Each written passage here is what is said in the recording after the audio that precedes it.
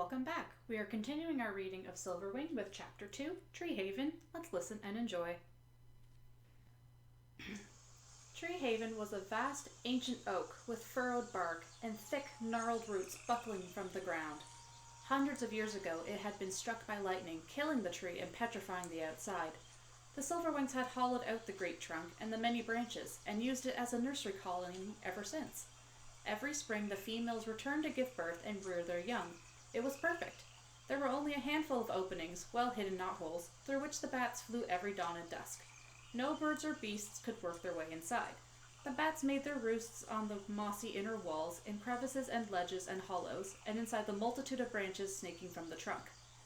As Shade burst through the knothole with his mother, the bats roosting around the entrance looked over fearfully. Outside, the owl screamed again in fury as it battered the tree with its claws once, twice, before flying off, hooting balefully. As he made a quick landing beside his mother, Shade heard the flurry of questions over his racing heart. What happened, and why were you out so late, and didn't you hear the dawn chorus, and how did you escape the owl? Ariel ignored them and turned urgently to Shade. Are you hurt? Don't think so. She inspected his wings and tail anyway, roughly nosing his ribs and stomach to make sure nothing was broken, nothing cut. Then she folded her wings around him and held him tight for a long time. He realized she was trembling, and when she pulled back, her eyes shone with anger. Why did you do that? Shade looked away. He was aware of the other bats nearby, felt the fur burn across his face. He spoke quietly. Chinook was saying things about owls and how his father fought one, and I just wanted to do something. He was about to say brave, but she cut him off. It was a childish thing, a dangerous thing. She made no attempt to lower her voice. You could have been killed, like that.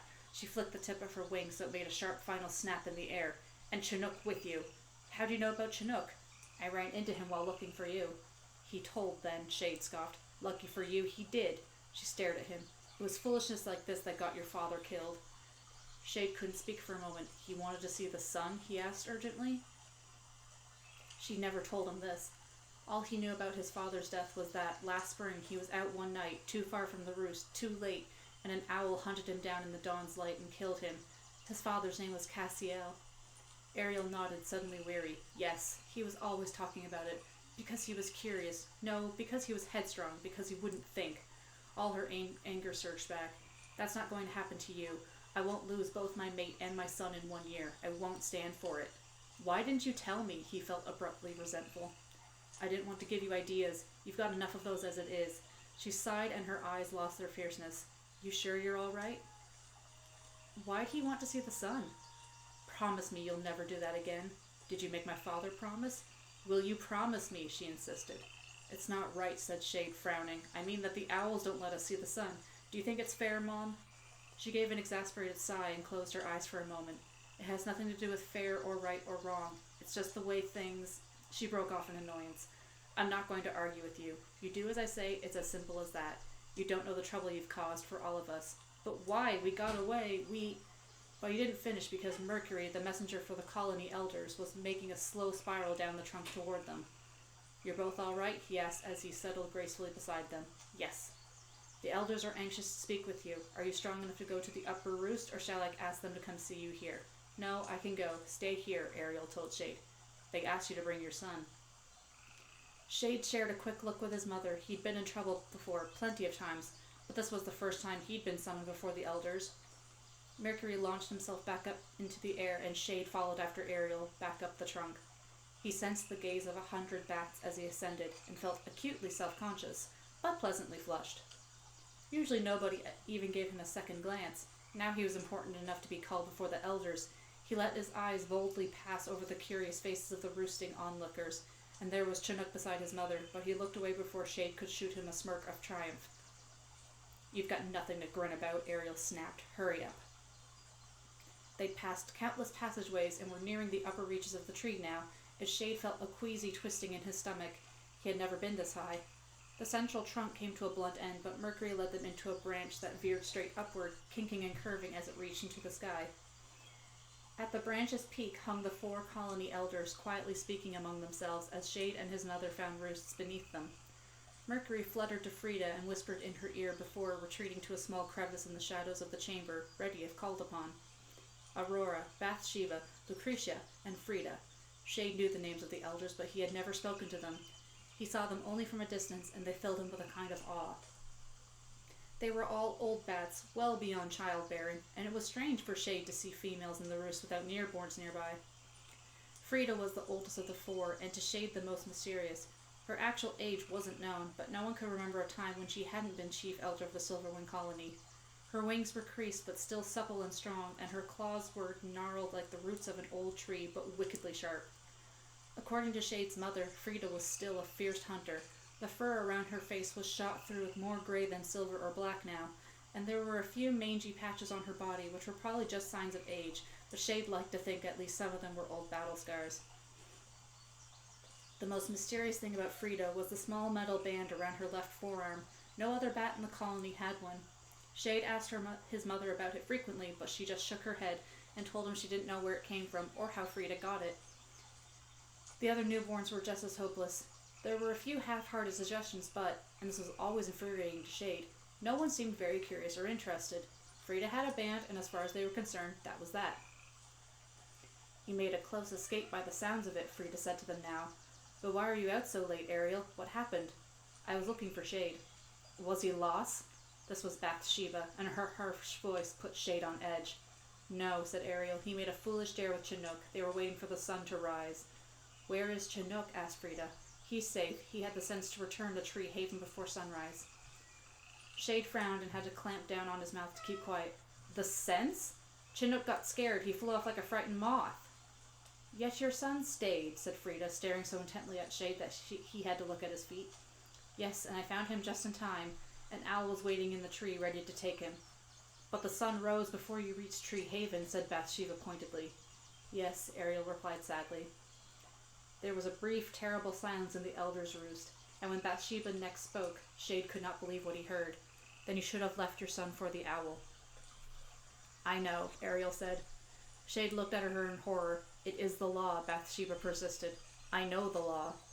"Then why did you break it?"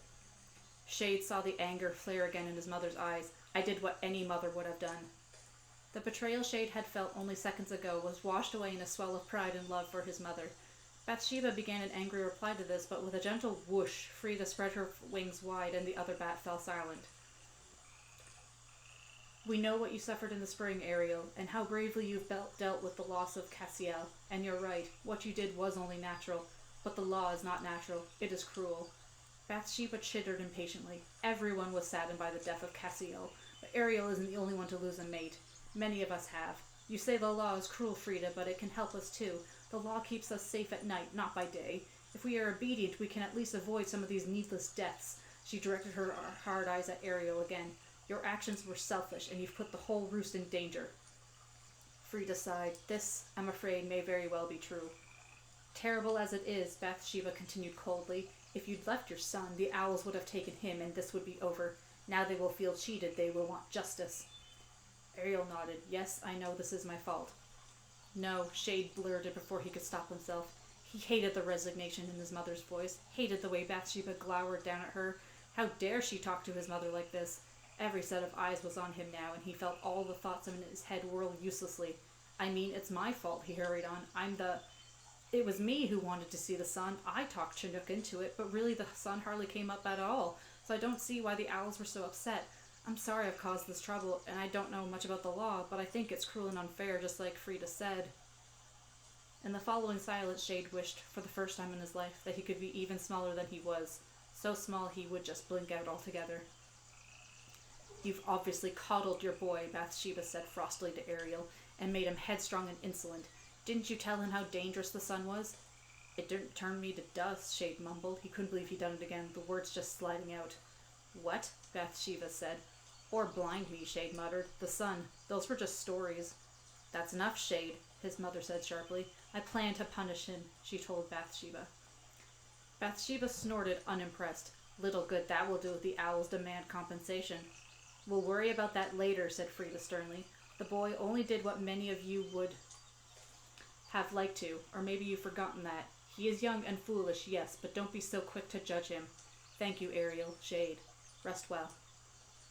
Frida turned her piercing gaze on him once again, and Shade felt strangely illuminated by it.